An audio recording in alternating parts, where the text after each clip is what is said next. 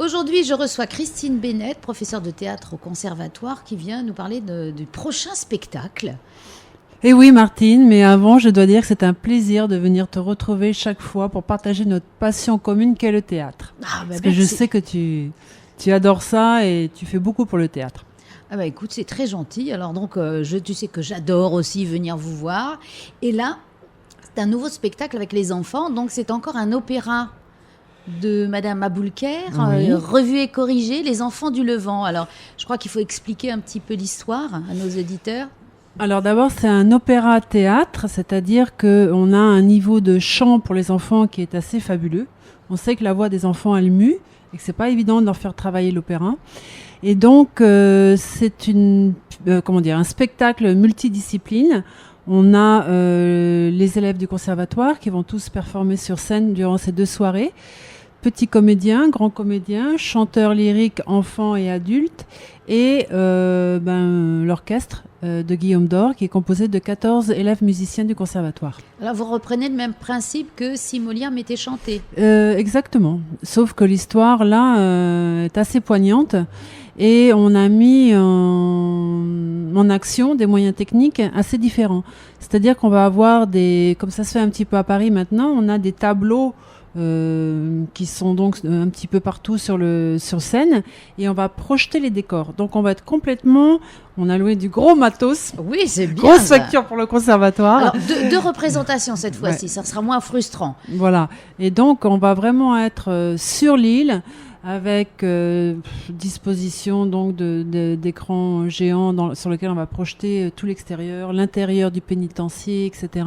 Et où est-ce que vous avez eu les photos ou les décors? Alors c'est Matei Haoumani qui travaille chez nous, qui est notre infographiste, qui s'est chargé de ça. Et ça, je crois que ça va être une grande première au niveau technique. Oui, parce que l'histoire, les enfants du Levant, oui. C'est tout simplement l'île du Levant qui est au large du Lavandou en Méditerranée. Voilà, Port-Cros, Hyères, etc. C'est une très très belle région. Et en fait, les petits-enfants qui étaient à Paris sous Napoléon III, ceux qui étaient des Gavroches dans la rue, des orphelins, des petits délinquants, enfin juste des enfants qui savaient pas où aller ou qui n'avaient pas de parents. Pas de famille. Eh bien, l'État décide de récupérer ces enfants-là pour nettoyer un peu la place pour les Parisiens. Et donc, au lieu de les envoyer dans des prisons pour enfants, ils ont décidé de créer des colonies agricoles pénitentiaires, entre guillemets. Donc, en fait, ils devaient descendre dans l'île du Levant, dans le Midi, et apprendre les métiers de la terre, fabriquer, des pipes, travailler le cuir, etc., etc. Ce qui pouvait être une bonne idée, puisque c'était au bord de la mer, voilà, etc. C'était une idée géniale. Bon, un petit peu dur au départ, parce que tous les enfants sont partis à pied de Paris pour descendre jusqu'à Toulon.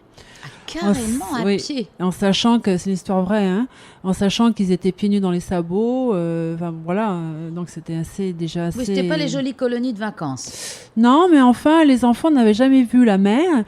Et quand ils sont arrivés sur le port de Toulon, ils ont vu les bateaux, la mer pour la première fois. Et donc l'île au loin, c'était soi-disant l'Eldorado. Sauf que les gens qui tenaient ça étaient mal intentionnés. L'État allouait une certaine somme à chaque enfant pour le développement de chaque enfant. Et les gens qui régissaient cette colonie se sont mis cet argent-là, l'argent dans la poche, et ils ont été maltraités, etc. Et ces enfants-là ont développé, évidemment, on y pense, une camaraderie exceptionnelle entre eux. C'est ça que j'ai mis en exergue sur pas mal de scènes. Et puis, 2 grosses évasions. Une qui est montée un petit peu sur le style bande dessinée, une autre qui est plus à la Hitchcock. Et au final, c'est la grande révolution. Les enfants prennent le dessus et brûlent tout, cassent tout. J'ai un peu condensé la vraie histoire. La vraie histoire, en fait, ça s'est fait sur plusieurs années. Mais on a condensé le tout. Et c'est vraiment une très belle aventure humaine. C'est au niveau. Alors les gens me disent, mais c'est triste en période de crise, comment oses-tu?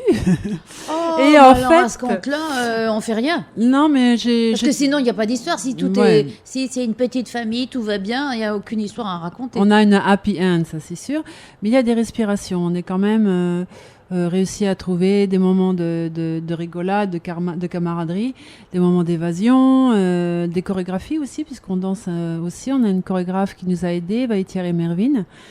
Et bon, c'est sûr que émotionnellement, c'est très fort, c'est très poignant. Bah, ça ressemble un peu au camp de concentration. C'est quand même assez. Alors, vu qu'on travaille avec des enfants, on n'a pas du tout été dans cette optique-là. Non, mais il y a toujours des gens qui ont des idées pour nettoyer au Karcher, par exemple, certains quartiers. Mais le mauvais traitement et le fait de faire travailler les enfants, on le voit ça un peu partout. On en voit aussi un petit peu aussi à Tahiti. Nous, en tant que prof, moi, tout personnellement, ça me touche toujours. Non pas que j'ai eu une enfance extrêmement difficile, mais l'enfance difficile, c'est quelque chose qui me touche en tant que pédagogue. Et j'ai souvent des enfants qui arrivent avec des petits blocages émotionnels et j'essaie vraiment, je prends ça très à cœur, j'essaie de les aider, j'essaie de voir comment je peux contribuer à leur développement. Donc tout ce qui a trait à l'enfance, ça me touche particulièrement. Voilà. Et donc comment les enfants ont-ils réagi à l'évocation de cette histoire déjà ? Alors au début, madame, c'est triste. Et puis au fur et à mesure qu'ils étaient dans l'histoire, qu'ils sont rentrés dans le personnage, se sont investis dans des costumes, on a 75 costumes d'époque qui ont été confectionnés par Marie-Odile Dantin. Ah, alors, à qui on peut décerner le dé d'or, parce mais là, qu'elle est excellente. 75, c'était quand même un sacré paquet pour une dame de son âge. Et qu'est-ce que j'étais en train de dire, Martine ? Que les enfants, au début, étaient un petit peu intimidés ou interloqués par l'histoire. Et puis, en fait, ils ont vu comment ça se passait, comment ça allait se dérouler, etc. Et puis, ils ont pris du plaisir à vraiment rentrer dans l'histoire. C'était pas juste des petites scénettes qu'on fait dans un cours, c'était vraiment raconter l'histoire de ces enfants-là, dans cette époque-là, et comment ils se sont serrés les coudes, comment ils vont s'évader, et puis quand même la fin qui est un happy end, malgré que les enfants à la fin se disent maintenant quoi, on a toujours connu que ça, que la répression, qu'est-ce qu'on va devenir maintenant, on n'a plus aucune structure autour de nous, on n'a pas de parents, qu'est-ce qu'on va devenir, et ils sont dans la rue assez jeunes, ces enfants-là. Donc on finit sur une interrogation. Et ce que je voudrais dire aussi, c'est que l'histoire est racontée par épisode par John Melley, que tu connais un petit peu. Oui, toi aussi d'ailleurs. Un petit peu. Et alors, tu joues un rôle là ou tu fais le chef d'orchestre de tout ce monde-là, comme d'habitude? Moi, je n'ai pas ton talent, Martine. Quand je mets en scène, je ne peux pas jouer en même temps. C'est deux choses que je ne peux pas faire. Certaines personnes y arrivent, comme toi, moi je ne peux pas. J'ai vraiment besoin de m'extraire, de ne pas du tout avoir à penser à moi ou mon texte. Il faut que je sois... Puis la partie technique est très lourde. Oui, parce que si vous avez des projections, puis il y a quand même un petit peu de monde sur scène. Il y a du monde. Dis-nous combien il va y avoir de personnes impliquées entre les enfants, les adultes, les techniciens. Alors, sur scène, au plus nombreux, on est 60. Ah, quand même. On n'est pas toujours 60, mais au plus nombreux, on est 60. Il faut savoir que la Maison des Cultures, il n'y a que 8 micros. Donc, je les salue. Et donc, on va jongler avec les entrées et les sorties de tout le monde. Tous les enfants ne parlent pas, peut-être. Pas tous en même temps. C'est là qu'on va on a trouvé des astuces pour pouvoir aller vite changer de micro, hop, on passe, etc. Mais je passe un petit message au directeur de la Maison des Cultures, qu'on aime beaucoup, même s'il est par intérim, que finalement, avoir quelques micros supplémentaires, ça serait pas du luxe. Et qui fonctionne, oui, c'est vrai que c'est pas évident. C'est vrai qu'aussi, il faut reconnaître que l'argent dévolu à la culture se réduit comme peau de chagrin chaque fois. C'est vrai, malheureusement. Dans tous les gouvernements, d'ailleurs, c'est toujours la 25e roue de la charrette. On a tellement besoin pour réfléchir, pour se divertir, non, pour surtout rêver. Pas réfléchir. Réfléchir donne des gens intelligents qui votent en conséquence. Donc, surtout pas. Oui, mais la fiction est un bon moyen de réfléchir sans porter à conséquences directes dans l'action. Donc, il faut laisser les gens réfléchir dans l'art. On n'est pas méchants.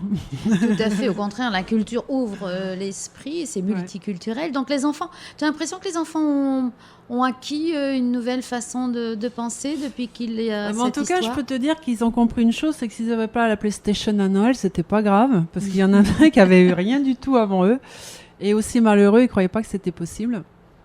Mais tu sais, c'est pas toujours facile de mettre en scène des enfants. Ça démarre à 6 ans jusqu'à 12 ans. Des fois, ils sont dans l'émotion à fond. Après, ils reviennent pendant 15 jours après, ils sont plus du tout là-dedans. Et il faut les reconditionner à chaque fois, et leur reparler de l'histoire et de l'époque.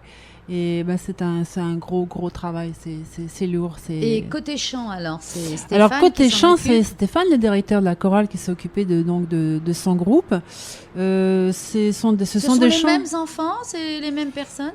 Alors, certains enfants de la chorale sont dans mes cours de théâtre, donc on en a fait des leads, parce qu'ils peuvent donc chanter, jouer et mener donc ce spectacle à bien.